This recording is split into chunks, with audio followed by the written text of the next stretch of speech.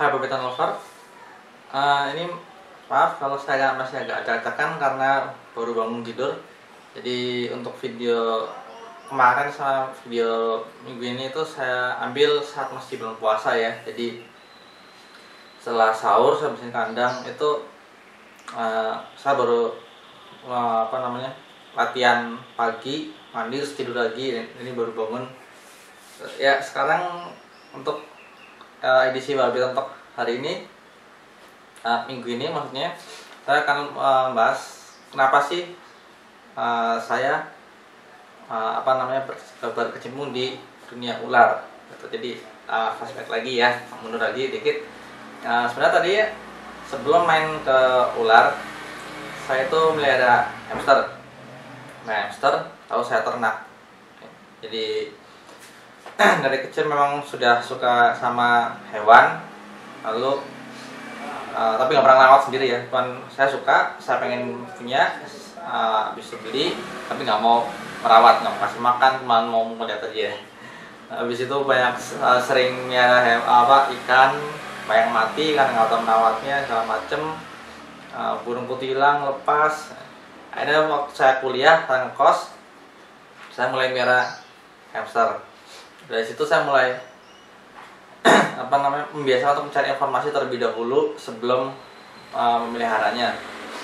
Itu sekitar kurang lebih 1 tahun. Habis itu saya melihat leopard gecko ya. Saya tertarik dengan leopard gecko karena warnanya. Habis itu saya coba pelihara, dan waktu itu saya langsung ingin breed ya. Jadi dari tertarik langsung ingin menetapkannya, melakukan breeding di leopard gecko, tapi dengan mindset yang salah gitu. Yang saya bahas nanti aja. Habis itu dari leopard gecko itu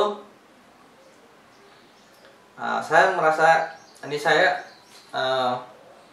punya reptil, tapi takut atau nggak berani megang ular. Kayak ada yang aneh gitu loh, orang main reptil tapi takut sama ular, kan nggak lucu gitu. Akhirnya saya coba mencari informasi sendiri. Kebetulan saya bukan orang yang ini ya, bukan orang yang nekat ya. Kadang sih nekat, cuman nekatnya masih nekat yang nekat masih yang cari tameng dulu lah sebelum maju perang gitu ya. Nah, jadi saya mencari daftar berapa ular itu yang pasti untuk pemula, karakter jinak, dan perawatannya mudah tuh. Dari semua yang saya cari, akhirnya saya kesimpulan mengerucut pada 2 jenis ular, yaitu ball python dan corsnake. Karena dari hasil artikel yang saya baca, saya nggak pernah cari artikel lokal ya. Dia carinya artikel luar terus, karena menurut saya itu artikel lokal sebagian besar masih digeneralisir. Jadi kalian nggak akan mendapatkan informasi yang spesifik untuk suatu spesies itu, tapi sebagian besar menggeneralisir. Jadi kalau kita mengatakan ular ini harus seperti ini, nah ular lainnya disamakan dengan ular yang sering dia gunakan itu gitu. Nah, saya paling nggak suka seperti itu. Saya maunya saya mencari informasi yang spesifik sebanyak mungkin, sebagus mungkin. Jadi mau nggak mau saya harus membaca artikel yang bahasa Inggris, yang otomatis saya harus di otak saya harus diterjemahkan ke Indonesia. Lalu saya kenal lagi istilah-istilahnya gitu. Jadi saya memutuskan kedua itu. Akhirnya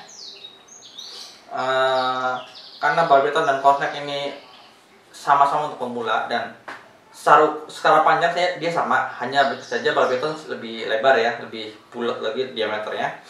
Akhirnya saya memutuskan untuk mengambil ball python dari kesimpulan di makanan. Karena untuk corsnake, dia mulai makan itu dari pinkis mencit ya. Tapi untuk ball python, karena dia babynya itu bisa makan pinkisan atau bisa pakai mencit yang sudah sapi atau jumper, jadi lebih cenderung lebih mudah lah gitu. Jadi saya bisa oh ini ukuran masih makan pinky straight nih, oke kalau gitu ganti pakai mencit yang baru pisah induk kalau udah makan sendiri gitu ya. Jadi saya bisa beli stok mencit itu 1 bulan, 1 atau 2 bulan buat sekali beli gitu. Jadi ya ngawat ulas sekaligus ngawat masanya gitu. Jadi setelah itu saya mencari informasi lagi, bukan informasi tentang perawat atau tentang breed ya, tapi informasi gimana sih cara kita menghindari gigitan, atau mungkin tanda-tanda dia untuk menyerang itu seperti apa, sama seandainya kita tergigit gimana cara melepaskannya. Mungkin itu yang informasi yang kedengarannya nggak berguna untuk, atau mungkin nggak kepikiran untuk orang yang ingin melihara ular ya, taunya ini jinak atau enggak, galak atau enggak gitu ya. Tapi untuk saya sendiri, saya butuh, seandainya saya kena gigit, paling enggak saya tahu penanganan untuk melepasnya gitu. Atau enggak untuk jaga-jaga, seandainya ini posisi dia menyerang posisi seperti gimana gitu. Jadi saya mencari sampai sedetil itu.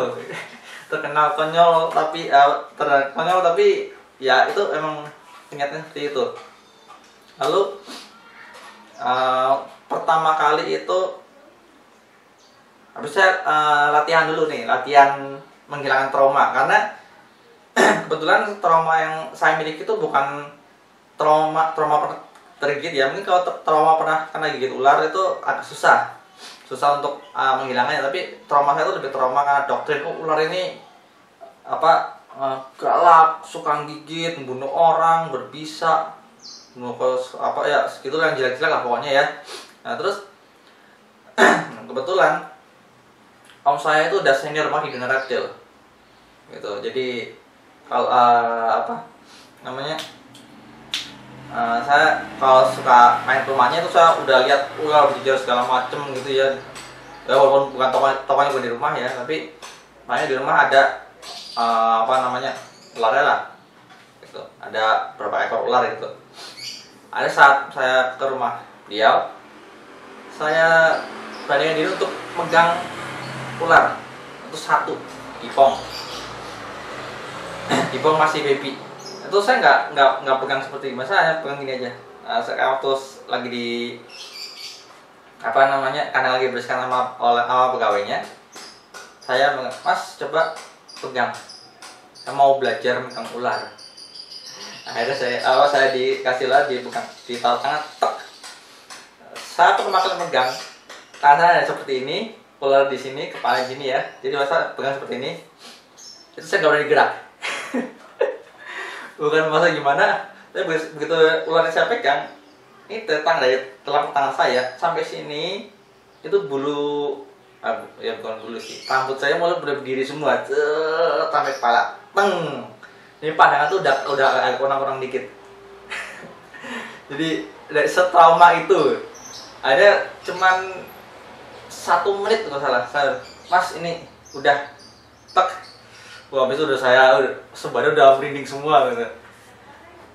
Lalu setelah pulang dari sana, jarak berapa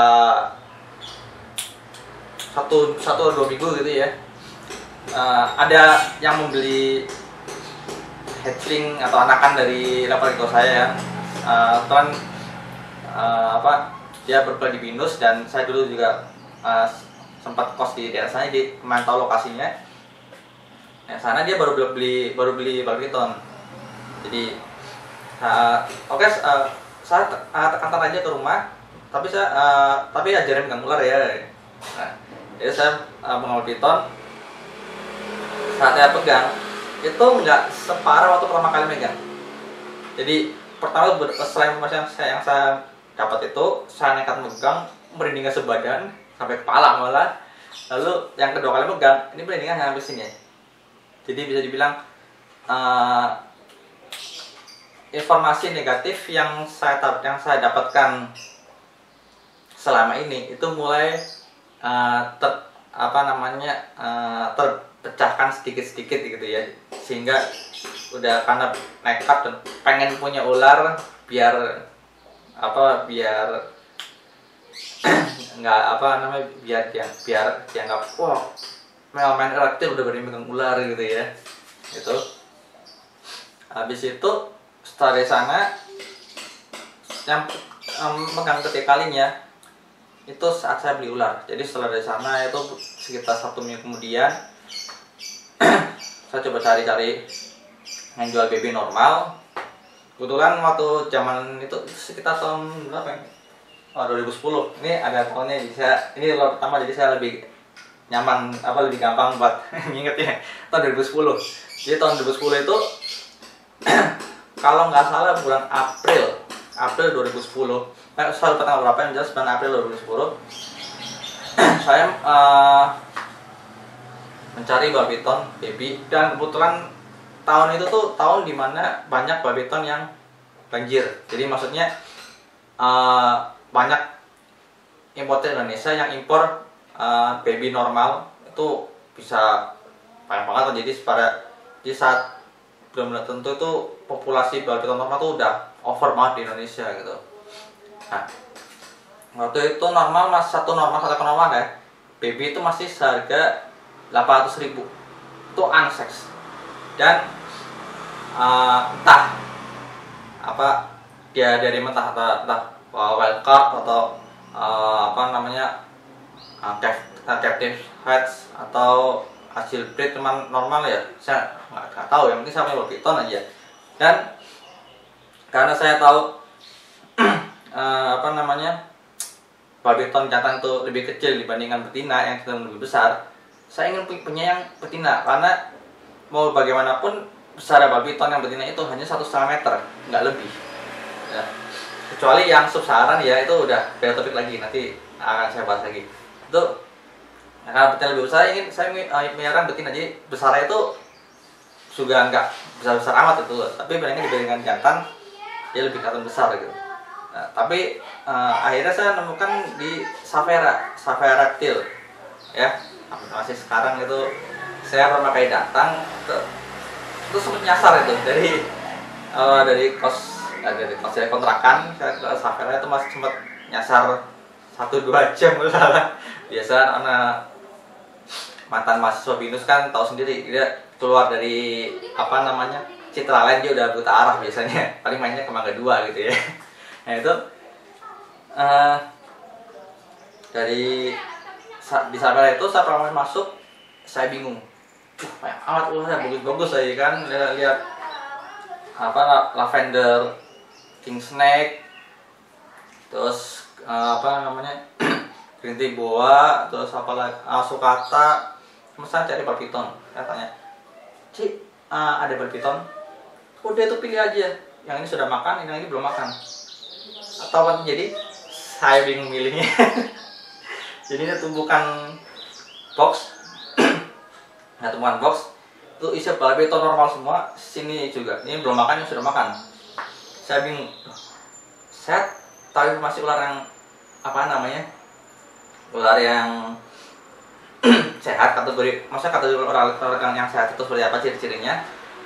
Tapi milih dari sekian box itu gimana caranya gitu. Akhirnya saya satu gitu ya. Nah, entah kenapa itu ada satu babiton, ini percaya atau enggak ya, ada satu babiton. Begitu saya lihat, dia langsung melihat ke arah saya juga. Ada satu itu. Akhirnya saya pikir ini memang seperti ini gitu ya. Ada saya bilang, yang betina Ci ada nggak? Oh, ini belum di sexing, masih seks semua. Oh, tolong rekomendasiin pemula soalnya belum paham sama sekali. Ada dipilih lah, itu ada 5 ekor babiton nggak salah. Saya disuruh pilih yang mana. Saya pilih yang di antara 5 itu mana yang menurut saya paling bagus, entah motif entah apa gitu ya. Tapi karena saya pemula, saya nggak ambil ke situ. Hanya lihat buka, dari 5 yang dibuka itu hanya satu yang saya buka, dia nggak ngebola pertama. Yang kedua, setelah buka box, dia ngeliatin saya, habis itu langsung jalan ke celana saya. Dari buka box itu dia langsung jalan ke celana. Akhirnya dari situ Oke, saya bilang ini aja. Jadi kesannya seperti apa namanya, ini ular milik saya. Jadi apa ya, ada antara percaya atau enggak ya. Nah dari situ saya akhirnya beli itu, saya pulang hari pertama, atau bukan hari pertama juga sih, maksudnya setelah sampai kontrakan, yang saya lakukan adalah saya nggak sentuh, saya buka tutupnya, saya masukkan kandang, kasih minum, tutup rapat, saya nggak berani pegang. Karena baru 3 kali megang ular, saya udah nekat nih. Nah, saya nggak berani megang sampai akhirnya besok pagi. Besok pagi saya juga masih bingung, ini mau saya pegang atau enggak. Nah, tapi pas saya lihat dia buang kotoran. Ini kalau saya nggak berani megang, kandangnya bakal kotor, kasihan ularnya. Akhirnya saya pegang, saya masukkan ke box lain untuk saya bersihkan. Terus saya pegang kandang utamanya. Habis itu saya coba lagi. Kok udah nggak seperti pegang yang sebelumnya. Ini saya udah mulai santai pegang. Akhirnya saya mulai dari saat itu saya mulai mainkan dikit-dikit gitu ya, udah sampai akhirnya berasa nyaman. Dan saya masih unsex, saya bingung untuk sexingnya, maksudnya jenis kelaminnya penasaran gitu loh. Jadi saya bawa ke tempat om saya, di sana di sexing, cek betina, 2 kali sexing. Oke, betina, saya bilang seks ya, om saya bilang betina. Di seksi popping, dia bukan di prop ya, karena ya orang yang sudah lama di dunia reptil sexing ya udah inilah ya, udah istilahnya udah pengalaman gitu. Betina. Habis itu dari situ saya ingin informasi lebih jauh lagi. Sampai akhirnya saya di Kaskus waktu itu ketemu, nggak sengaja kenal sama Rani Suarez. Dari situ saya chat, saya pengen lihat kualitasnya seperti apa ya, namanya baru ya, saya pengen lihat biar gimana, paling ya albino apa segala macam ya. Saya akan mampir sana bawa baby saya, itu udah sekitar 4 bulan lah, jarak 4 bulan. Di sana itu saya minta, kok coba tolong sexing dong, belinya akses kemarin sih, om saya bilang ini betina gitu ya. Akhirnya dia sexing lagi, dia popping betina, 2 kali sexing, dia bilang betina juga. Oke, saya merasa itu, wah ini kebetulan yang aneh. Karena saya beli mas itu berdasarkan apa ya, kayak ada chemistry apa segala macem gitu ya. Kesannya kayak nggak masuk akal, cuman entah kenapa dari situ perjalanannya kayak mulus banget apa yang saya inginkan. Akhirnya saya capai, dan selama 3 tahun pertama ini termasuk babeton yang paling jinak, sampai ada satu tutup breed, dan ini termasuk yang feeding responnya paling tinggi. Mungkin dia pengertian kali gitu ya. Dari situ saya mulai cari informasi lagi. Saya atau sama Tesla, saya koleksinya, saya pikir cuma ya paling juga albino apa segala macem gitu ya. Saya lihat lihat koleksinya pertama kali itu dibuka, set, itu pied ball yang dia itu yang extreme white, jadi cuma motif di kepala doang, bukan spider pet ya, tapi pied biasa, cuma motif bagian kepala sama tempel di ekor. Ya tahu sendiri sebagai pemula yang cuma punya normal, gimana sih ngeliat pied ball seperti itu gitu ya, pasti ada ini saya bawa normal ke sini, kita di sexing, tapi tunjukinnya seperti ini, gimana nggak baper gitu istilahnya ya. Dari situ saya kasih lihat lavender tuh, lavender, spider, albino apa segala macem. Ya udah, oke. Saya angkat tangan, ternyata babiton nggak hanya normal dan albino saja, atau hanya lucy saja. Waktu itu saya agak tertarik sama lucy, tahu sendiri pemula ya pasti pengennya ular putih gitu ya. Akhirnya ya sorry tadi kepotong. Jadi sampai Lucy ya. Jadi saya belum memutuskan untuk breed. Tapi sejak saat itu saya mulai mencari informasi lebih jauh lagi tentang breeding itu sendiri. Mulai dari persyaratan utama untuk persiapan breednya, jantan harus gimana, betina harus gimana, habis itu proses inkubasi, proses pengambilan telur, bahkan video waktu kiper babita itu mengambil ularnya, waktu otomatis kan karena dia mengerami telurnya, dia bakal defensif kan, maksudnya menjaga telurnya supaya nggak diambil gitu ya. Nah, video itu saya juga tonton, ini gimana caranya supaya saya ngambil telurnya tapi menghindari gigitan. Jadi itu mungkin kekonyolan kedua yang berguna untuk saya. Yang pertama menghindari gigitan atau gigitan berpiton. Yang kedua menghindari gigitan saat mengambil telur. Itu beberapa hal yang saya pelajari, termasuk yang paling bikin kepala saya panas itu belajar tentang genetik. Jadi sifat dominan, kodominan, dan resesif itu pun saya belajar sebelum saya mulai breed. Jadi itu benar-benar informasi yang saya cari sebelum saya mulai terjun. Itu karena saya termasuk orang yang bersiap dulu sebelum perang, walaupun perangnya itu nekat gitu ya. Paling nggak saya punya bekal yang udah saya persiapkan untuk ke medan perang tersebut gitu. Ya tadi agak kepotong videonya karena menitannya udah lewat ya. Malam kamera jadul kan nggak langsung ini kan, saya nggak tahu kamera zaman sekarang kayak gimana.